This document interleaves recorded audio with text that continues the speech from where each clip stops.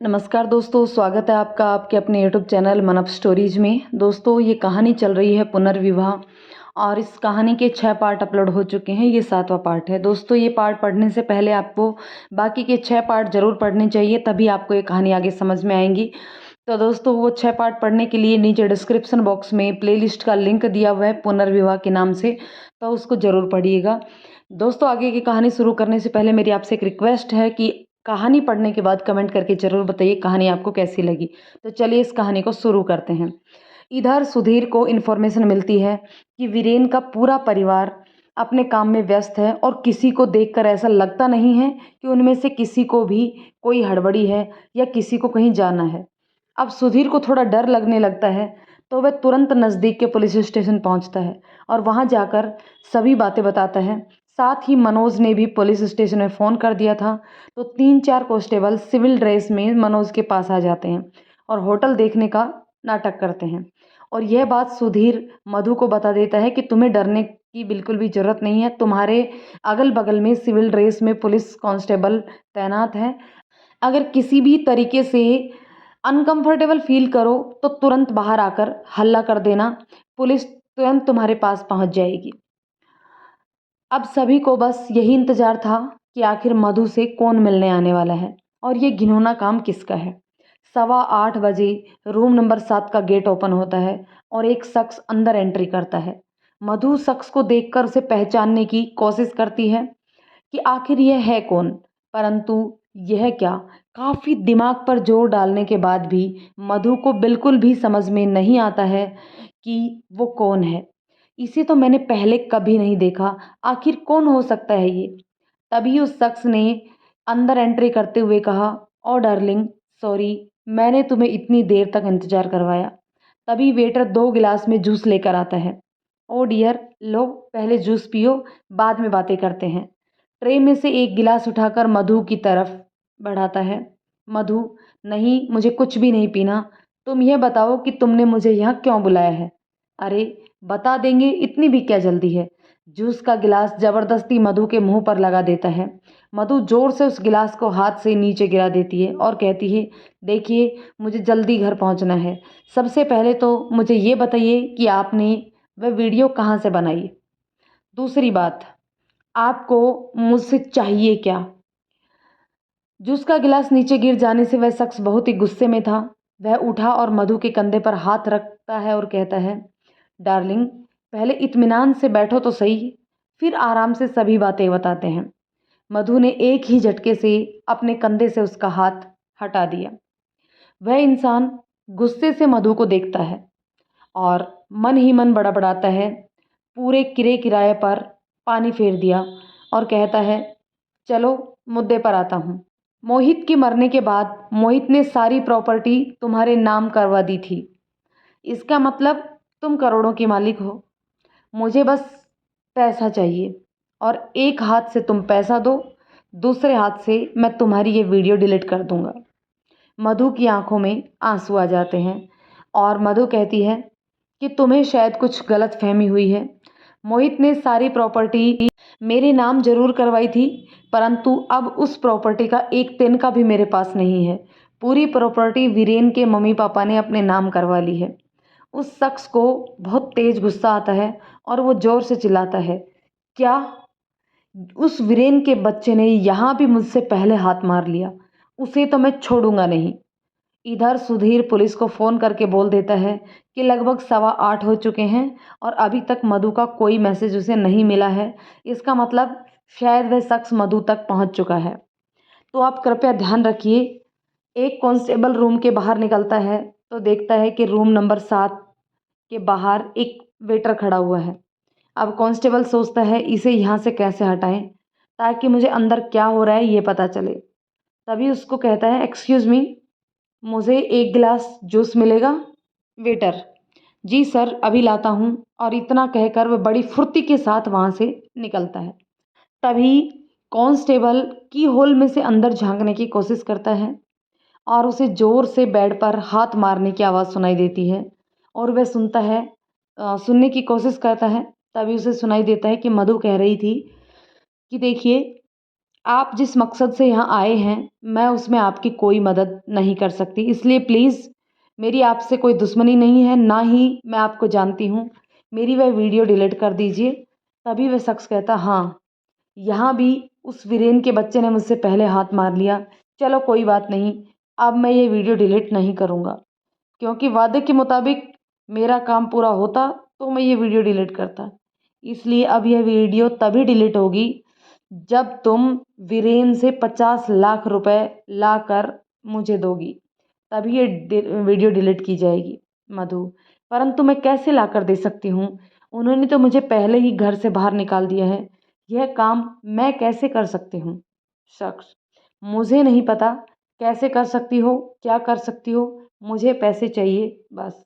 इतना सुनते ही कांस्टेबल ने दूसरे कांस्टेबल को इशारे से बुलाया और तुरंत एक अजीब सी आवाज़ निकाली।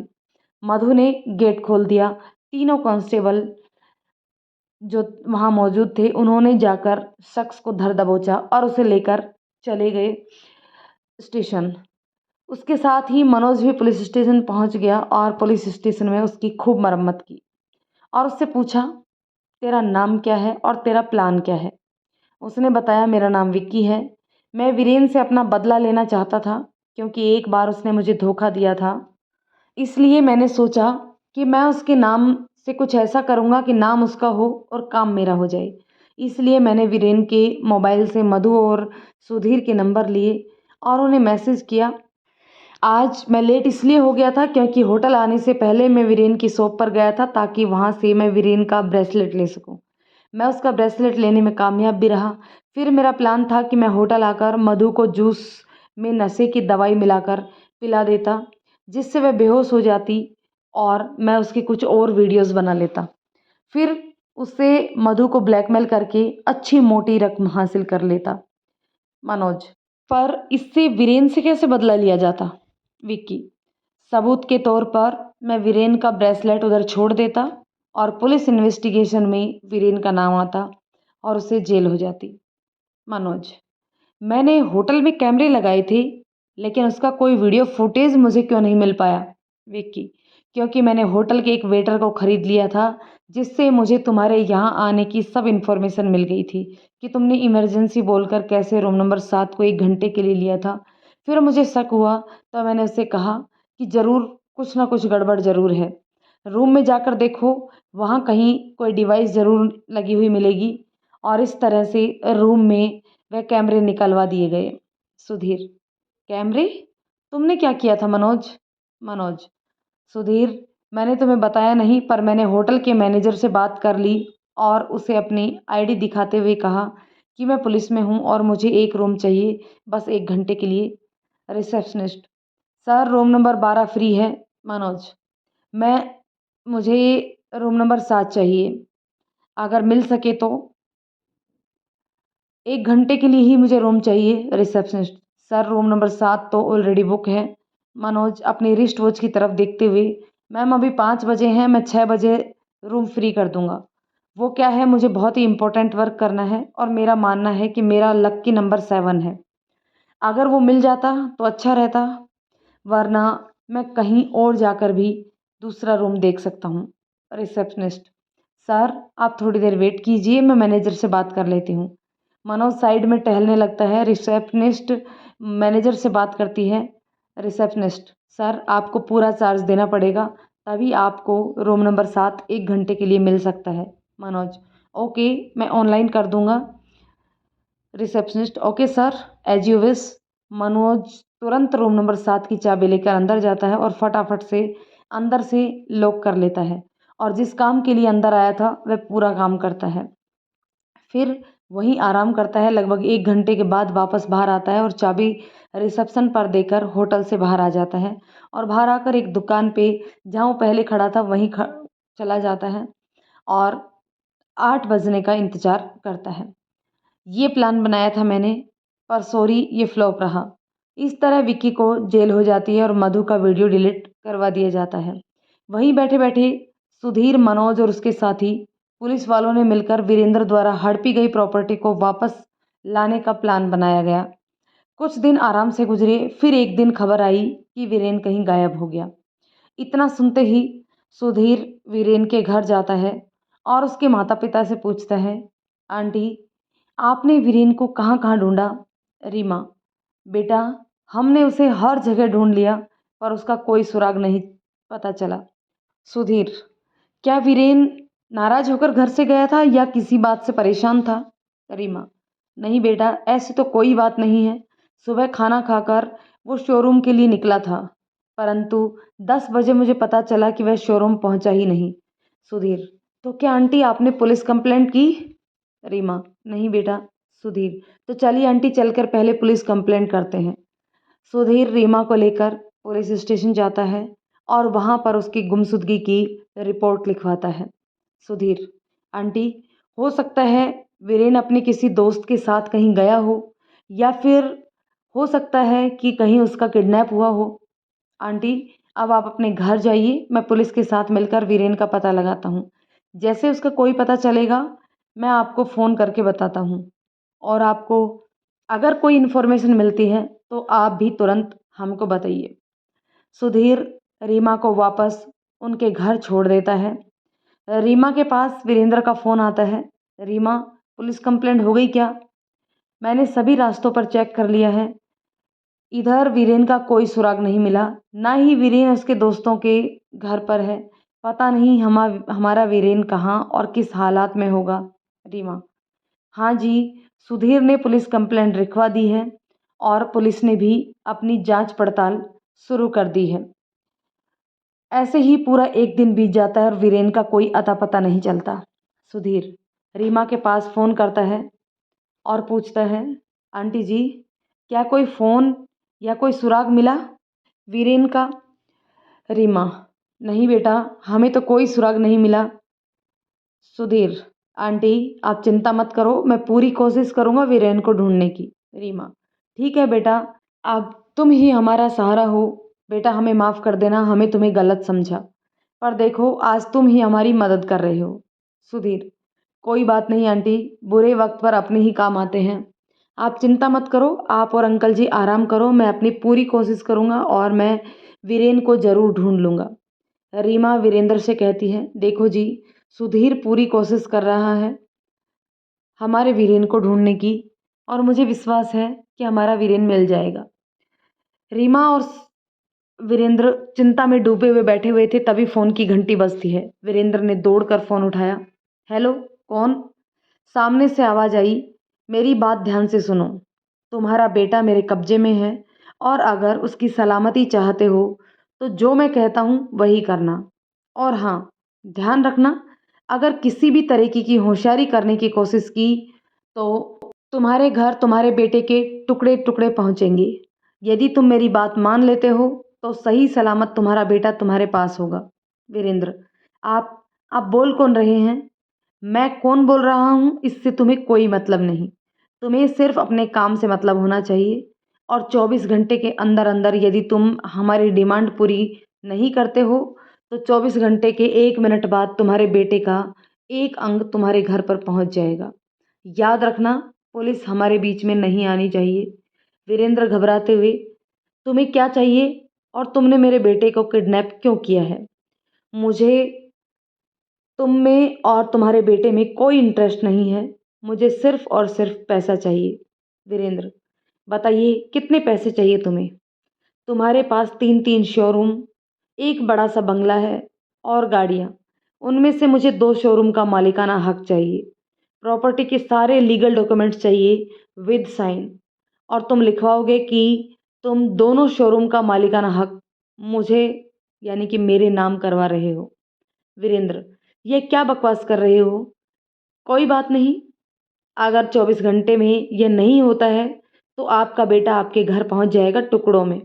वीरेंद्र, पर मैं कैसे मान लूं कि जो तुम कह रहे हो वो सही है, कि मेरा बेटा तुम्हारे पास है? किडनैपर, लेक अपने बेटे से बात कर ले।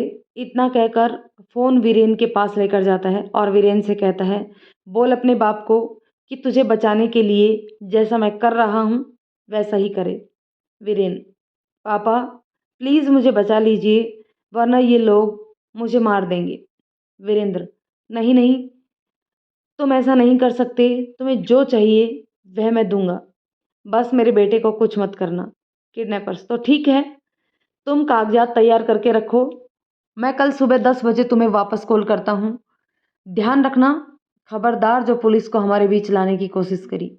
मेरी दोनों आंखें सिर्फ और सिर्फ तुम्हारे ऊपर हैं, इसलिए ज़्यादा होशियारी करने की बिल्कुल भी ज़रूरत नहीं है, वरना अंजाम क्या होगा ये तो तुम भी जान जाओगे।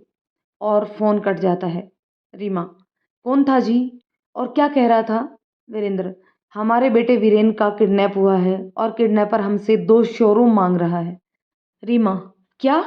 2 शोरूम? अरे, पर किडनैपर को कैसे पता कि हमारे पास शोरूम है? वीरेंद्र, ये किडनैपर किडनैपिंग करने से पहले रेकी करते हैं कि किसके पास क्या है, और वो लोग हमेशा अमीरों पर ही हाथ डालते हैं ताकि उन्हें मोटी रकम ऐंठने को मिल जाए। पर मुझे समझ में ये नहीं आ रहा कि उसने पैसे की बजाय शोरूम क्यों मांगे, जबकि शोरूम मांगने से वो सीधे सीधे पकड़ा जा सकता है। रीमा, तो हमें पुलिस को बता देना चाहिए कि हमें इस तरीके से फ़ोन आया था। वीरेंद्र, मुझे कुछ समझ में नहीं आ रहा। उसने धमकी दी है कि यदि पुलिस को बताया तो वह हमारे बेटे के टुकड़े टुकड़े कर देगा। रीमा, मुझे बहुत डर लग रहा है। रीमा, वीरेन के पापा, जरा ठहरो, मैं अभी सुधीर को बता देती हूँ, शायद वह हमारी कुछ मदद कर सके। रीमा सुधीर को फ़ोन करके सब बातें बताती है और कहती है, बेटा तुम भी हमारी कुछ मदद कर सकते हो।